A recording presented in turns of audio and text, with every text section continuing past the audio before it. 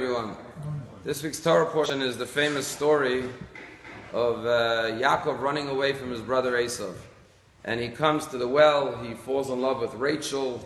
Amazing story. He sees the shepherds standing around and they're not taking care of the flock. And he says, "Why are you standing around?" And they say the rock is too big to push off the mouth of the well. We have to wait for all the shepherds to gather and then we push it off together. And Yaakov sees Rachel approaching and he finds the strength to push the rock off the well. And it says he sees Rachel, he begins to weep and he kisses her. And he wants to marry Rachel and he agrees with his future father-in-law. He makes an arrangement to work 7 years to marry her. But what happens? Leah is the older sister. So his father-in-law, Laban, tricks him and sends Leah to the chuppah, and he ends up marrying Leah instead of Rachel. And we all know what happens. He ends up working an additional 7 years to marry Rachel. But there's an interesting medrash that says the following. At night he couldn't see who he was married to. When he woke up in the morning, he saw that he wasn't with Rachel, he was with Leah. So the medrash says, he said to Leah, "Why did you trick me? Why did you take the place of your sister? You knew I was supposed to marry Rachel, not you. Why did you come to the chuppah?" And according to the medrash, Leah responds to Jacob and says, "Jacob, I learned from you. You pretended to be your brother, Esav, in order to get the blessings from your father. You taught me well. I pretended to be my sister to get what I wanted." And the question is, wow, that's a very powerful answer, but what's the deeper message here? And the answer is that if you think about it, we all know we have 3 patriarchs, Abraham, Isaac, and Jacob, and 4 matriarchs, Sarah, Rebecca, Rachel, and Leah. The question is, why don't we have 3 and 3 or 4 and 4? Why 3 patriarchs and 4 matriarchs? And the answer is that really there was supposed to be 4 patriarchs. Why? Because Esav was supposed to be the 4th patriarch. But because of his life choices, he didn't merit to become the 4th patriarch. So what happened? God gave Jacob a double role. The role of being Jacob and substituting the spiritual place of his brother Esav. And that's why Esav, his position of being a forefather is transferred to his brother Jacob, and Jacob gets the blessings of his brother. And that's why Jacob gets a second name later. His original name is Jacob, but then he's given a second name by God, Yisroel, reflecting, he's the only patriarch who has 2 names, reflecting that he's carrying 2 roles, the role of himself and the role of his brother. So Leah says to Jacob, "Listen, Jacob, it was always the plan that there would be 2 patriarchs, Jacob and Esav, 2 sisters, Rachel and Leah. Rachel was going to marry Jacob, and Leah was going to marry Esav.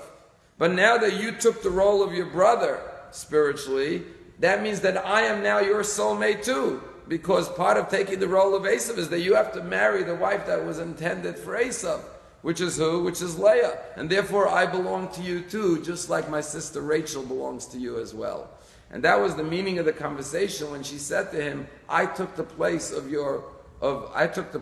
learned from you, I took the place of your wife because you took the role of Esav, therefore I took your role as well and tricked you into marrying me. And that's why it was intended for there to be Jacob married to both Rachel and Leah. But the lesson is, I believe, that sometimes there are blessings or roles in life that are destined for us. Like Esav, he was supposed to be one of the patriarchs of the Jewish people. But God gives us free will. If we don't choose to assume the roles that were prepared, predestined for us, that's our choice. And we forfeit those roles even if they were predestined for us. As Esav lost the role of being a progenitor of the Jewish people. There's a story told about this guy who was a hat salesman. And he would go around from town to town selling hats. And one time he was traveling on the road, he was tired. So he sat down under a tree to relax. And he took a little nap. He put the hat over his eyes. He took a little nap. And he put his hats down in front of him. When he woke up, he sees all his hats are gone. He looks around, he sees there's a tree over his head, and every tree has a monkey on a branch, and every monkey is wearing a hat. The monkeys took his hats.